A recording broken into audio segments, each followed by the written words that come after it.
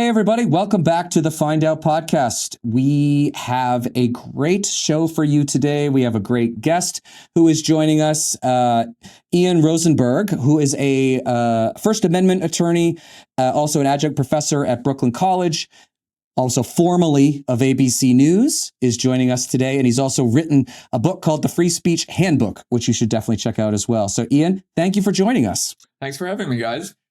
Great. Well, we were sort of joking before we got on that, like, we try to keep this show light, but unfortunately, there have been some disturbing attacks on the First Amendment over the past couple of weeks. So, Ian, we want to start with the biggest topic of the day, which is the ABC's firing/suspension, I guess suspension, we have to say, of Jimmy Kimmel over some comments that I would argue were not particularly inflammatory. And, you know, there's some rumblings that the FCC got involved. Can you, from your outside perspective, give us a little insight into how disturbing this is? And then we'll go from there. Sure. Well, thanks again for having me, guys. And, the headline, of course, is that this is tremendously disturbing, not only from a political perspective, but from a First Amendment perspective, which is my area. I thought I'd start by just cutting through some of the misinformation that's out there, because we have to remember that the First Amendment only applies to government action. Now, this is something you guys, I'm sure, know, but is not commonly understood. Of course, the First Amendment begins, Congress shall make no law abridging the freedom of speech or of the press, cutting out some of those other important parts of the First Amendment. But Congress, which means both Congress now, it's applied to the 14th Amendment, and states, but it means government officials, the government themselves, state actors, which can be police figures, it can be school board members, but you need some type of government action. Private companies have the right to do what they want, and they are in no way beholden to the First Amendment. Very few people know that you really have no sort of freedom of speech at the workplace. And if your workplace is ABC Entertainment, like Jimmy Kimmel, or if your workplace is the NFL, like Colin Kaepernick, these organizations have the right to punish speech. That doesn't mean it's not violating our First Amendment values. My wife calls it lawful but awful. And that's sort of where we have to start off this analysis, but it's much more complicated because FCC Chair Brendan Carr, the day before the firing, or maybe the day of the firing, said that, to paraphrase what he said on a podcast, ABC officials can make this have this happen the easy way or the hard way, but they should do the right thing and get rid of Kimmel. And just as recently as last year, the Supreme Court has ruled in a case called the NRA versus Vulo that, and it's the unanimous opinion of the Supreme Court, but written by Justice Sotomayor. And what she wrote was that the state actors can use their bully pulpit, they can use their power to persuade but not punish. And so in the NRA case, what was happening is New York government officials allegedly were pressuring insurance companies to move away from insuring the NRA and other gun clients.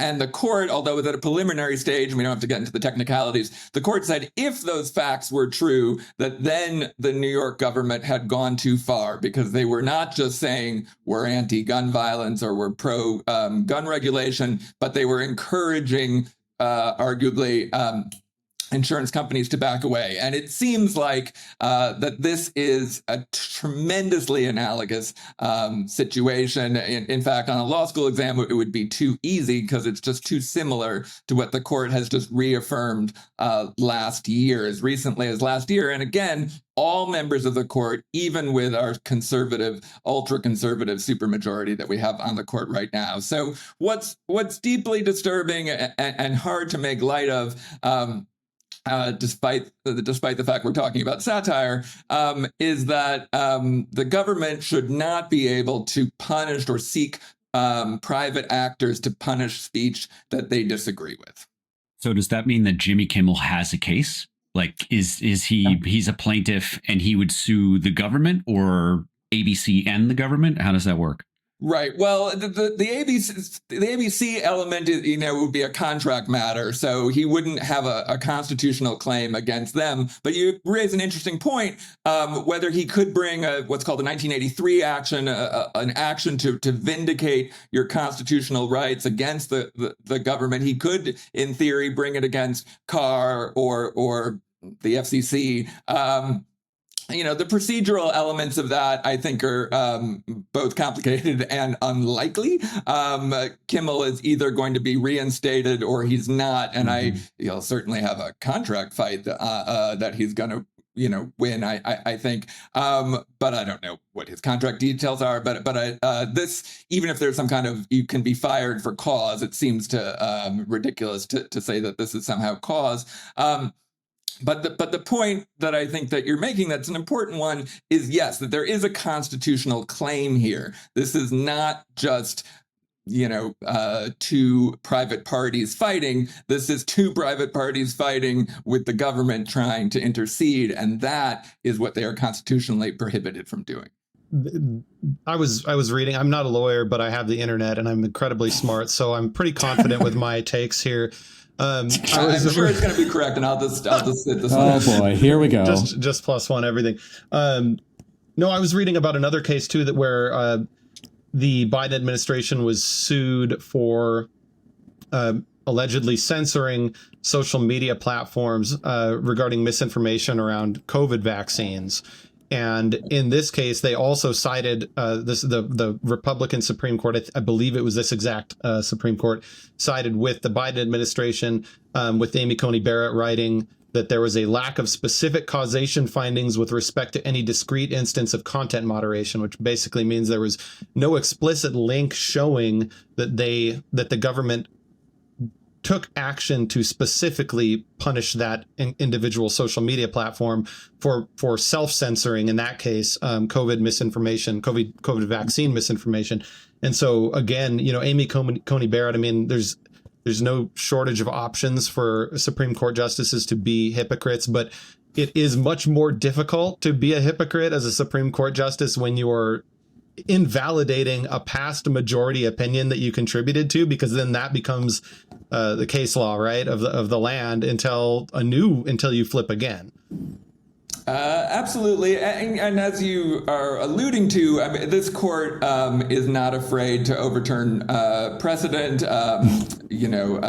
That's how they eliminated the constitutional right to abortion. But it is much harder to overturn precedent that you are directly a part of. And if we're looking for silver linings or brighter spots to focus on, one of the issues that we can have some hope, I think, about the First Amendment is that the First Amendment has always appealed to people on sort of all sides of the political spectrum. So Chief Justice Rehnquist considers himself the foremost defender, has written that he considers himself the foremost defender of the First Amendment. I think that's a bit of an exaggeration, but because he goes different ways, but he cares deeply about the First Amendment. That is absolutely true. Even the most conservative members on the court will say that they do.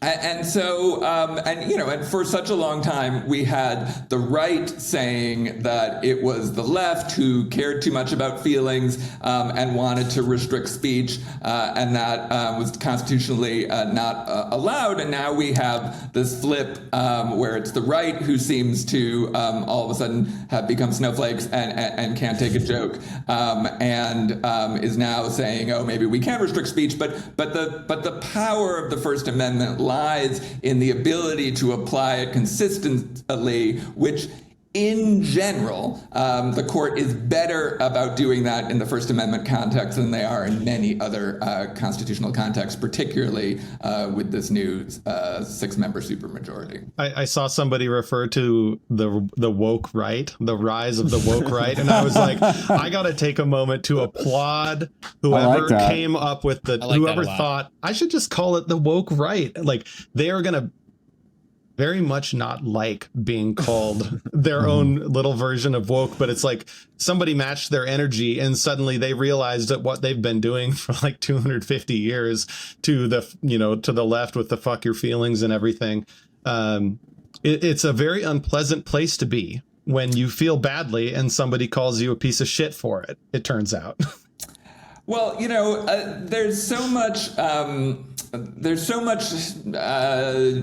double speak going on from the administration. So just the day before Carr had said that, he implied that ABC needed to do something about Kimmel, just the day before he had actually been criticizing his own administration's Attorney General, Pam Bondi, for her claims that they were going to be targeting people involving who engage in hate speech. And she's misusing what the legal meaning of hate speech is, which we can get into if you want to. But the point is that Carr himself, the day before, had said it's pretty clear that the First Amendment protects all kinds of speech, and that the FCC and the government is very limited in what they can do in that regard. And then the next day, he seemingly completely contradicts that.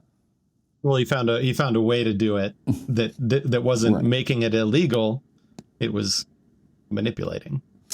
Right. Well, again, Sotomayor's line is that you can persuade, which I'm paraphrasing, but you can persuade but not punish. And it did seem like he was threatening punishment. So I'm glad Rich brought this up, because there was a whole thing about this about a year ago, maybe 2 years ago, about the quote unquote the Biden administration was limiting free speech on social media platforms.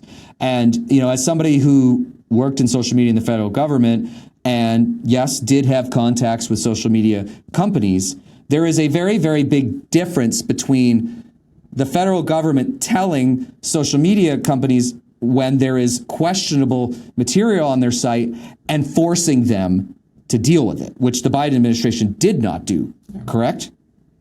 That was what the court said, and it sort of was tossed out on procedural grounds. But and I don't know the facts of that case so well. But the outcome is what you've all been saying, which is, again, there is nothing wrong with the Biden administration saying, here are the facts on COVID, vaccines are safe. We encourage you to promote this point of view online, which happens to be also truth. But even if it wasn't truth, there's nothing wrong with them pushing an opinion point of view without threat of sanctions. I would argue that there's even, despite the fact that he is the president of the United States, that Trump sort of just railing against comedians is not in and of itself enough to create state action. It's a tougher call, but that's a more complicated case. But here we don't have to get into the harder case. We have the chair of the FCC directly addressing the issue about this specific instance and implicitly threatening government action. To me, that makes up a state action case, and it seems actually stronger, perhaps, than the NRA versus Vullo case. So.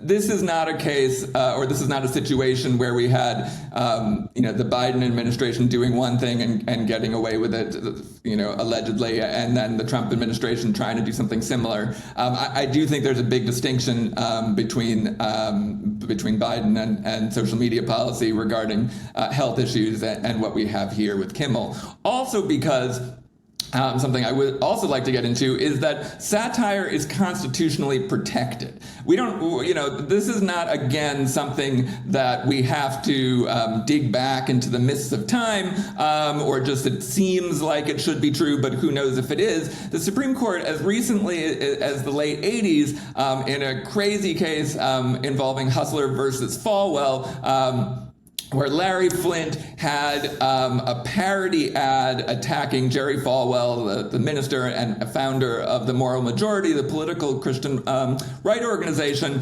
had this really outrageous ad that was riffing on Campari, telling us about your first time ads, which were a real set of ads, but then they did a parody one with Falwell. Oh, and the double entendre was you were telling you your first time you had Campari, but in fact it sounded like the first time you were having sex. In the Falwell ad that Flint had published, they said that Jerry Falwell had sex for the first time in a drunken stupor with his mother in an outhouse.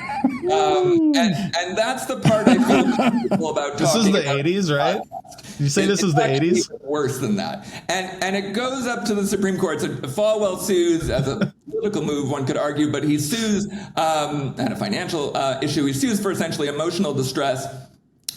Wins at a trial, a sort of mixed verdict at trial, but wins a trial. It goes up to the Supreme Court, and Chief Justice Rehnquist, no liberal fan of the media here, previously considered the most conservative Chief Justice in the modern era. Now that's, maybe debatable with Justice Roberts, Chief Justice Roberts, but Chief Justice Rehnquist affirms the right to satire, upholds Flint, basically Flint's right to publish this parody, basically holding his nose and saying that, if we could get rid of this type of, he doesn't even want to call it comedy, but if we could get rid of this type of satire, we wouldn't be worse as a society. But in fact, there's no way that outrageousness can work as a standard. That will just punish views that people don't like. And without that, we would have no political cartoons. That's his big concern. It's sort of promoting, keeping political cartoons protected, perhaps old-fashioned, even in the late 80s. But this is why, in my book, Free Speech Handbook, I have a whole chapter on when Trump used to rail about Saturday Night Live. He's the only president to ever be on the show twice. But when they're attacking him, he likes to go off on how can this be allowed and shouldn't the FCC do something? And I answer that they can't do something because the Supreme Court has already moved. Again, a conservative Supreme Court has already held that that satire is absolutely protected. So these are not just my opinion kind of issues that this should be prohibited or that this, is. These are really conservative members of the Supreme Court answering these questions for us in a very clear-cut and authoritative way that exactly what Jimmy Kimmel is doing, a much less outrageous and offensive and inaccurate version than what has already been confirmed as being protected. He is squarely in the protection of the First Amendment once the government is involved. So just so that people know, if you want to know more about the Flint thing, there was a movie in the 90s about this, The People versus Larry Flint, which I think was Woody Harrelson and Courtney Love. Yes. Pretty entertaining movie. It's a good movie. It's pretty accurate too. So you should definitely check it out. So I want to move to Brendan Carr, the FCC chair, who is the guy who suggested to ABC that their license could be at risk if they didn't get Kimmel off the air. Can you give us a little bit, because I know a little bit about this guy, but give us a little bit of his background. I'm going to guess that he would not have been your choice for the chair of the FCC. No, he would not have been my choice. But tough calls like that don't come to me. But Carr has been a long time supporter of President Trump in and out of office, and he has made no qualms about threatening media organizations for expressing either, in this case, entertainment opinions or news opinions that he doesn't like. And the whole specter of the other late night comedian. It's really amazing that we're in a world now where two of the biggest four late night comedians are taken off the air for arguably political reasons. And Carr's, tacit involvement in sort of refusing to say, well, first of all, for just the whole lawsuit against CBS, which was what was holding up, that brought by President Trump, which was what was holding up arguably Paramount's other economic ventures. Is ludicrous, and the fact that Carr kept focusing on that. First of all, the issue, the non-issue, but the non-issue was that CBS and that 60 Minutes had allegedly cut down an interview in an inappropriate way to favor Harris. First of all, that's what every broadcast news organization has done from the history of the medium, including Fox News. Of course, you never show the whole interview. Very few things are ever just live. Live in terms of interviews, there was also no showing that it was edited in any kind of misleading way. Right. But for Carr to basically say that this was something that they were looking into at the same time that he dismissed other complaints that had been brought before the FCC when he took over regarding Fox News and their lies in connection with the Dominion both litigation and with Trump's false claims that Dominion had been involved in voter fraud or election fraud, the voting systems company. He dismisses those claims as not worthy of looking into, and then says that this non-existent claim against CBS and Paramount would move forward. So there is no question. Normally, the chair of the FCC is a political appointee, is related to the party in power. The chair becomes changes when another party takes power. So all that it's very straightforward. But Carr has shown a willingness to go far beyond what any FCC chair has ever done, not only to serve the political interests of his patron, of the president, but to just abandon the FCC's bedrock principles, which is that they can regulate but not censor speech, and that really the only regulation of speech is in context with indecency during an indecency window. So that's cursing, essentially. But to regulate content is unprecedented, and to threaten the regulation of content is also unprecedented, coming from an authority like the FCC chair. I was just going to say, I got to put a little bit of this on Kimmel. He should have known that if he had, instead of doing this and getting himself in hot water, and now it's all ugly, if he had just put $50,000 in cash into a grocery bag and say whatever he wants and carried it and just delivered it to anyone really in the administration, they probably would have just been like, oh yeah, no, that's how we do business here. So it would have been fine. So just for people who don't know what Rich is referring to, the Tom Homan, who runs ICE, it came out this weekend that he was actually recorded by two undercover FBI agents accepting a bag full of $50,000 and saying something to the effect of, I'm sure your contracts can get through, or something like that. And then Pam Bondi and the DOJ shut it down. This is not a First Amendment case, so I apologize, Ian, but it just kind of shows that these people they're not adhering to any sort of moral ground or anything like that. He made no effort to grease the wheels. I mean, that's just how you got to do things. Come on, man. Corruption. And then I think the other thing that going back to Brendan Carr for a second, I think all you need to know about Brendan Carr is that the first interview he gave about this was to Benny Johnson. Now, if you don't know Benny Johnson, good. Benny Johnson. I'm glad you don't, because he's a miserable human being. He was a quote unquote mainstream reporter until he got caught plagiarizing twice at two different places. And now he makes all kinds of money on the far right. That's who Brendan Carr... And from Russia. And from Russia. He was one of the people that you heard about last year that received $400,000 per month from this shady LLC. And him and Tim Pool and some other people are like, oh, we didn't know anything about this. It's like, yeah, I'd never know where my $400,000 a month is coming from. But that they decided to go to the far edges. And Benny Johnson, by the way, gave an absolutely insane speech at Charlie Kirk's memorial yesterday. Which was not the only insane a campaign rally, not a memorial, but that's a different story. But Ian, it's concerning to me that the chair of the FCC, that's his immediate go-to was to go to the far right, which kind of suggests that he doesn't really have a case here of what he's doing.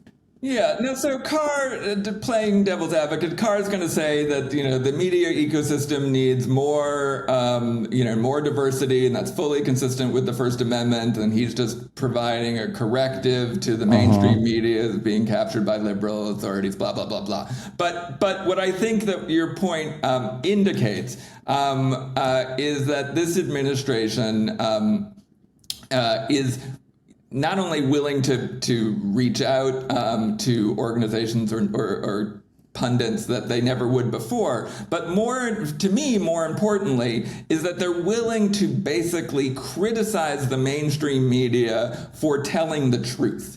And that is something that Carr has repeatedly, he's not saying it for telling the truth, he's saying it for the mainstream media for engaging in fake news, but that is never been done, to have an FCC chair who is railing against the news media in general, basically sort of discounting Fox News and just talking about the rest of the broadcast news or streaming news ecosystem. So ABC, CBS, NBC, MSNBC, and CNN.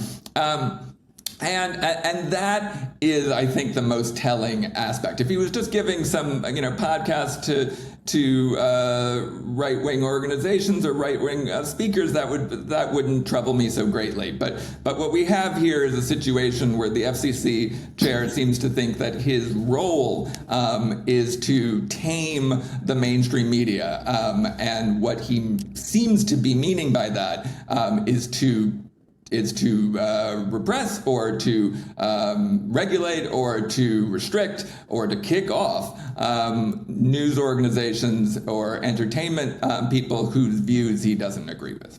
Well, he does all that while he tweets on X about how it was Project 2025 the whole time. Like he did a whole little, look at me, I'm so coy with this meme where somebody's like, yeah, this was in Project 2025 and it was the plan the whole time. Fucking and absurd. I believe that Carr wrote the chapter at the Yep. FCC. He's a co-author. Yeah. On 2025. Yep. Oh, yeah, that's great. File that under N for no fucking shit, Sherlock. Because it's not a shocker to anybody who was paying attention. Yeah. Yeah, that's true.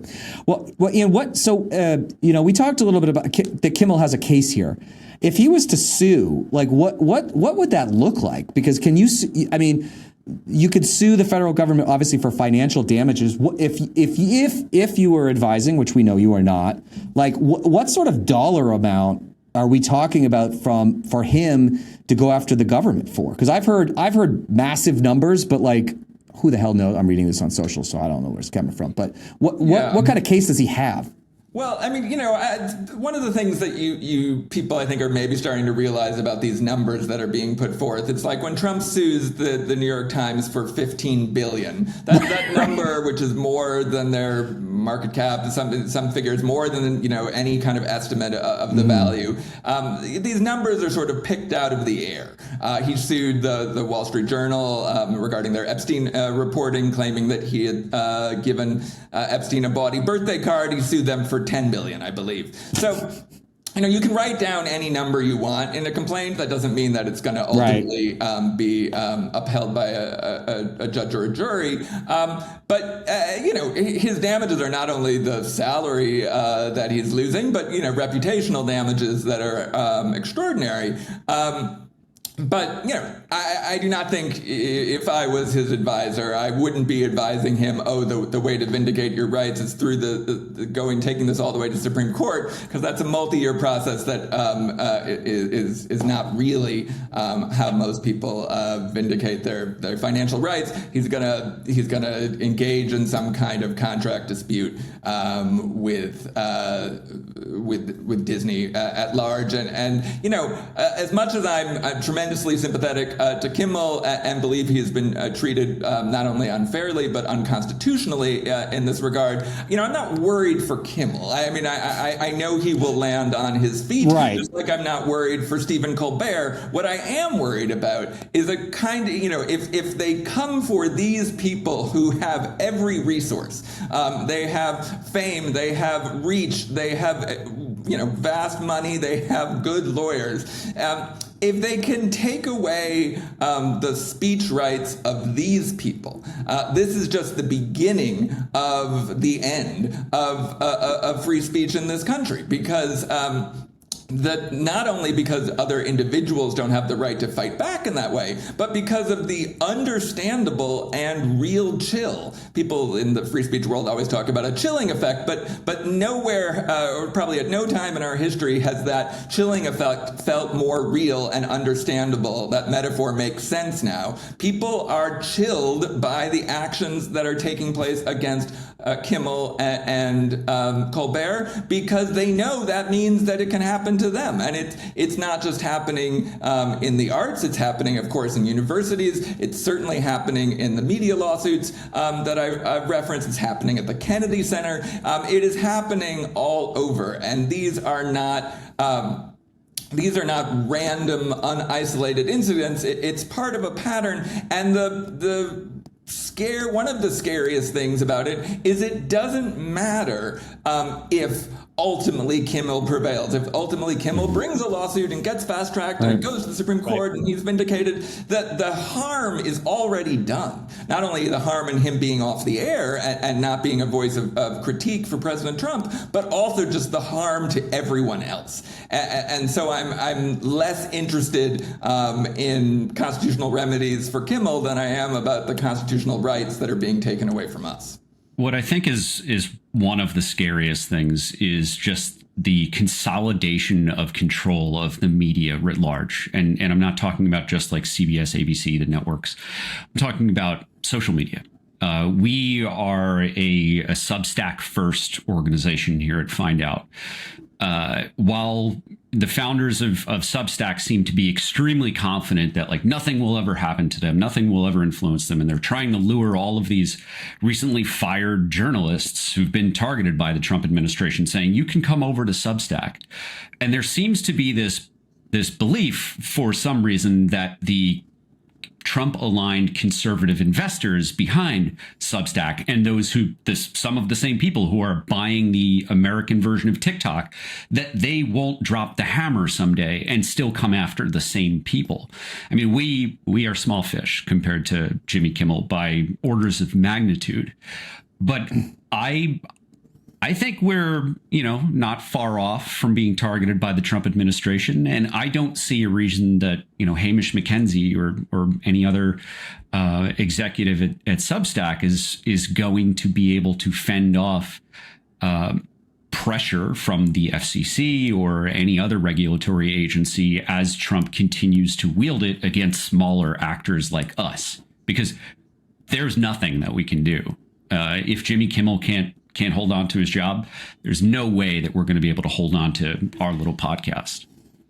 Well, I think you bring up, in terms of media consolidation and sort of media interests, I think you bring up, a very important point, obviously. And one of the things that is most troubling is that, an organization like the New York Times, they can fight the good fight. They can fight not only for their own reputation, but for the reputation and continuation of a free press in this country if they're sued by Trump. But these conglomerates that own multiple interests, even if they have interests in keeping Jimmy Kimmel going forward because it makes money and because his ratings are pretty good, we're, I think, second to to Colbert, they have other financial interests. And once you get into these giant mega deals where they have this is going to be approved by that needs to be approved by this regulatory agency or that one, you're seeing that they're not just moving, sort of an economist would say, they're not just moving in connection with the economic interests of one part of their company. ABC Entertainment wants Kimmel to succeed. They are looking at their overall economic interests. And in almost every case, they are caving